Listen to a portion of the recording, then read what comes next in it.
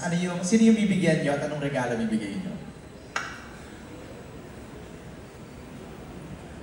Ako si Vance. Natagal na rin kasi namin na itong magkaibigan. So... Ang may regalo mo sa kanya, Kelvin, ay? Ang hirap, pero siguro yung... Hindi, ang nire-regalo ko kay Vance, kung pwede lang, kung maaari is yung passion. Passion.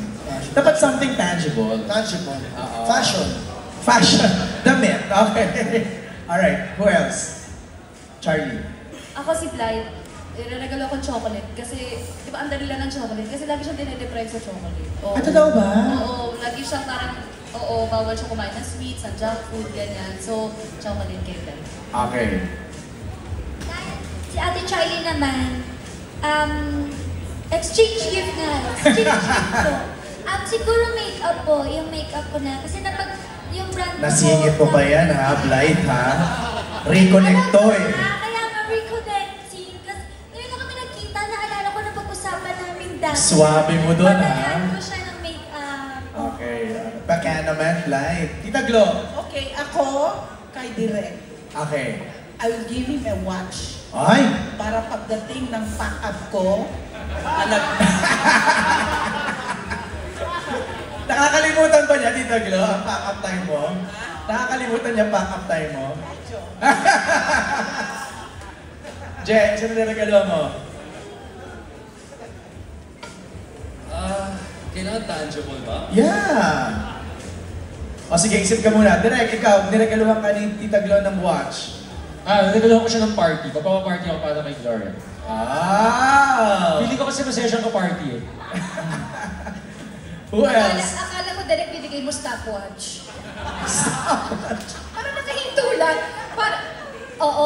Watch na delete na stopwatch na yung medyo sira na siya na hindi niya alam, di ba? Sino niregaluhan mo, Mina? Baka dapat pati yung producer nagaluhan mo ng watch. Sino ba gusto kong regaluhan dito? Actually, ang gusto ko makatanggap ng regalo. Gusto ko ako yung makakatanggap ng regalo. Gusto ko si Blythe. Gusto ko siyang iuwi. Gusto ko siyang gawing keychain. Gusto ko siyang gawing bag charm, cellphone charm. Oo, gusto ko. Naaliw ako sa kanya, kaya gusto ko siyang gawing bag charm. Okay. So, hindi ako yung magbibigay, ako yung tatanggap. Makakatanggap. Who else? Ako ba, ikaw? Sino gusto mong regaluhan sa cast na to? Ako, ito, nalay pa ako si Angel na. Ano ba kayo? Sabihin na promo. Wow. Hindi, kasi closing kami talaga na Angel. Bigyan ko siya ng pagbabanta, regalo, di ba? Insenso. Bakit naman yun? Mahilig siya mag-ganon eh. Magtusok-tusok. Parang ma-relax naman siya. Alam ko busy siya eh. Okay. Tusok-tusok. Tusok-tusok. Mahilig siya magpausok. Who else? Who else? Sino gusto? Mavi, Cassie, sino gusto niyo regaluhan sa cast? Ako siguro bibigyan ko si Kuya Zor ng poodle.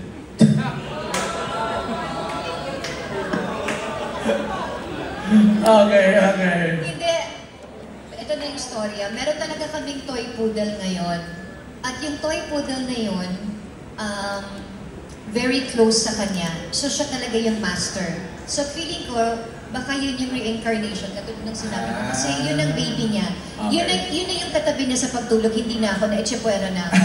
So kung ako yung dating ginaganon-ganon, wala na, mas una muna, ang pangalan ni Scoop, babae siya. Babae ba yung dati? Yung babae, ay, yung dati, hindi yung dating inapin mo, babae ba o boy? Inapi talaga. Anyway, so babae, babae, tapos babae yung ngayon, so, at hindi lang isa, kung hindi dalawa yung malapit talaga sa kanya. So magkapatid yon si Scoop at saka si Brutus. So baka yun na yun, yung gift mo na advance na. So, forgive yourself, Tata. You have to forgive yourself para makapag-move on ka na kasi meron tayong mapagpatawad na Diyos. So, napagpatawad ka na niya. So, happy ka na. Ako, to keep things light, i-give ko si Dom. Kasi may 500 siya ngayon at di kasya sa Noche Buena. So, dagdagan ko yan ng 500 ulit. Para kasya. 1,000 na. Kasi ikaw? Siguro, to keep things heartwarming, I think I would give a gift to Kuya Je. it would be siguro like a film camera. Para, since this is one of your greatest achievements, para lang may memory ka na, okay, I can't believe I did this, ito yung achievement ko. That's It's not nice. just like my older brother. To capture the moment. To capture the moments. I know. Alright, thank you. Last question na tayo. Paabot natin yung microphone, please. Down to our last question for today. Thanks, MJ. Sabi niyo po kanina, Reconnect is a story, Christmas story na different perspectives. Tama. So siguro the answer can come from a representative or representatives on each perspective. Okay? So my question is, what for you as your character is the biggest Reconnect story that you want the audience to also learn?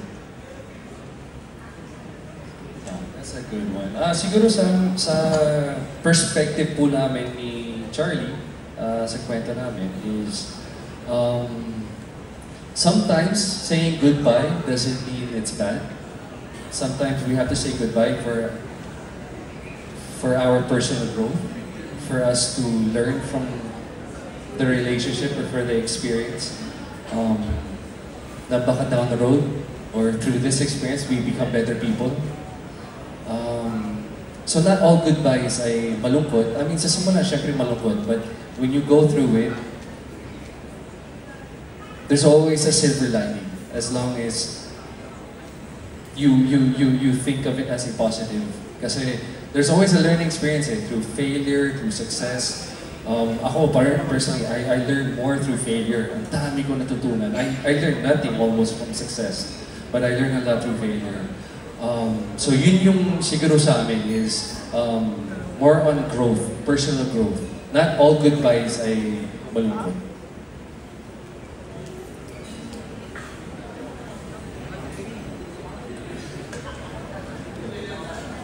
Anybody else from the cast? Blythe, si Blythe wants to answer. Can we hand out microphone to Blythe, please? Ako po, sa mismong character ko, if you're not happy where you are right now, whether it's sa relationship, sa trabaho, kung asan ka man, if you're not happy, don't be afraid to move on, to explore some more because God will always provide.